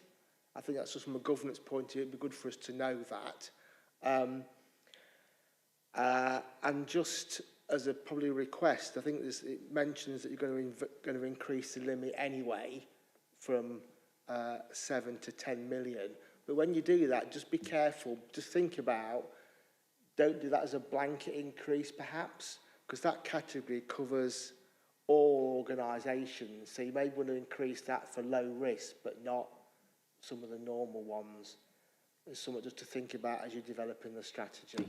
Yeah, absolutely that, and that will be part. If we do change any of those indicators, that has to be part done as approval as part of the strategy. So it wouldn't just be just change it now. We will consider that in the context of what you said. There's a reason for making it one figure. Yeah. And just to increase it. Yeah, absolutely. Might be the good thing, it might not be. Yeah. So just from a governance point of view, when that was breached, who gets to know about that? And how is it approved and monitored? Yeah, so that's something that I'm alerted to, and I'll make an assessment then of any escalations, or so in effect I would approve that, but then obviously there's escalations associated in the context of what I think the risk associated is with that breach. So ultimately, as Section 151 officer, that would sit with me. Thank you. And my final question then is on the financial monitoring bit, which we haven't really gone through. I was just interested on page 5, a bit about artificial intelligence, which is always an interesting topic. There were some savings that we thought we were going to get that we perhaps haven't got, and we've got them from another way. But there was 2.9 million. I don't know what this means, by the way. It was the use of technology and operational therapy-led reviews of community care packages through what AI was going to give us £3 million, and it hasn't done. I just wondered if there's you could give some context around why that hasn't been realised, and whether there's a bigger question around AI and what savings we're really going to get from it. So that particular one is in relation to assessment of social care packages and the way that we do the reviews associated with that. And the project was looking at using occupational therapists to do those reviews and inform AI to be able to focus where to do those reviews rather than from social care, so social workers doing them, which is the traditional model. Occupational therapists can probably lever in equipment and telecare into that space, gives more opportunities to be able to sort of deliver efficiencies while delivering care. That has temporarily, that partway through that project, we realised that it wasn't achieving what we needed to achieve, and actually just doing occupational therapy reviews in isolation of social work wasn't the right way forward. So we paused it and reassessed what the best way forward, and that has been now, and that has been around training and engagement with the social care sector to be able to then pick up this project. So we've got some temporary mitigations to deliver those savings this financial year, but the project has started again with a different focus to be able to do those reviews of the social care packages. So that's around training of social workers and looking at third sector parties to be able to help with that delivery. So it is a stop, review, revisit, and then re-engage back on that particular work stream. So we're confident that that will materialise during the course of the next financial year. Right, thank you. Just going back to Anthony's point, this issue of, and I take it, you know, you're going to make these assessments all the time in terms of whether we've temporarily breached the cap limit. I suppose the point that over all of this, individual cases, you know, they happen, you know, this committee will never know. I suppose the question for me is it happens over a number of times and there's there might be a cumulative risk to the council. Is that something you just consider and bring to this committee if and when required? It's detailed in the report, Chair, so that breach was detailed in the report, so we just need to make sure that we bring that out in any... It's highlighted in the slides. Yes. Otherwise, I think all you're trying to get away with, you know, it's hidden on page 60. Right. It doesn't tell us, I think, is what I would say. It demonstrates the value of co-opted members as well.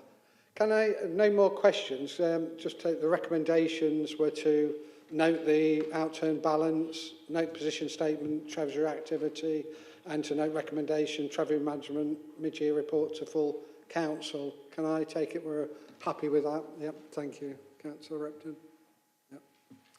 Great. The next, there's a little bit of, the next item on the agenda is the development framework for this committee, but it's not actually on the agenda, but you should have had the papers.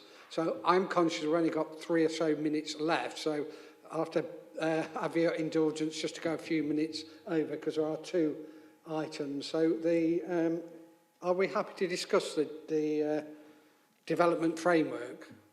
Yep, good. Richard, did you? I did, Chair, yeah. With the help of Tony and David. Yeah, the real thing for this one really is 4.4 lists those areas that we got from the skills matrix thing. Well, not actually matrix, just going out and asking various members and independent members what areas they wanted to do. And this is, we've put them all together there, but the key really is 4.5.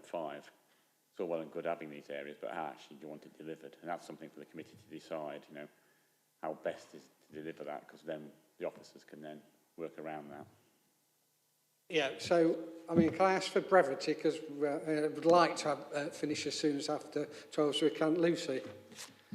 Can I suggest we have an email with the voting system, tick boxes or something, and we send it round and encourage people to respond with their top 3 choices and select from that. Top 3 choices, plus there's when we have it, whether it's in person or remote. I don't know whether that's something you could do, Richard? Yeah? Well, does that suit everybody? It sounds like a sensible way forward. The only thing I'll point out, mate, I think treasury management is one that we probably, as members, rather than co-opted members, we need an input on. But the questionnaire survey would provide the members' preferences. Just one thing. I think the big thing is how that then gets, that training gets developed. Who's going to do it and build it? That's not a trivial job. You know, doing the tick box is easy, but it's taken us 5 months to get this far. but doing a Treasury training session will be a big ask, and whether that's, you know, maybe the training and development function at the council head of, there must be one, can become involved with how that might be developed and how that's brought together, because I don't think this committee can do it on its own. Yeah, valid point, Lucy. I'm also mindful that we are over halfway through the municipal year, and it's actually, some of this training will actually be for next year's committee, not for this year's committee. But I think that is what it is. Yeah, we just need to get it. I mean, I don't want to go in too much in terms of, but Angela makes a really valid point. So if we start off with a questionnaire, and you know, who will actually do this training? Is it something that another element of the council will pick up? We'll look at who's best placed to provide that training. Right, thank you. So if everybody's content with that, we'll hopefully get a questionnaire shortly. The final item on the agenda today is the committee work programme. Not a great deal to say on this, Chair, just that the surprise element, of course, was the EY report, which we've been waiting for some time. And so that's got rid of all the long list of reports that was waiting to be presented.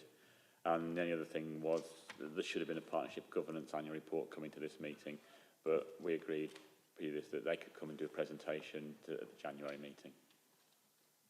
So it was for noting, and unless anybody, yeah, Councillor Kerr. One of the outstanding items that we had was a report on commercialisation. I think the deadline for it, from memory, was, well, the expected date was January 25. It's not listed here as a report for January. Is that possible so that we can tick off one of our outstanding items? We're currently doing an audit on the commercialisation, so I wonder if it would be worth waiting for that to come out and do the two together.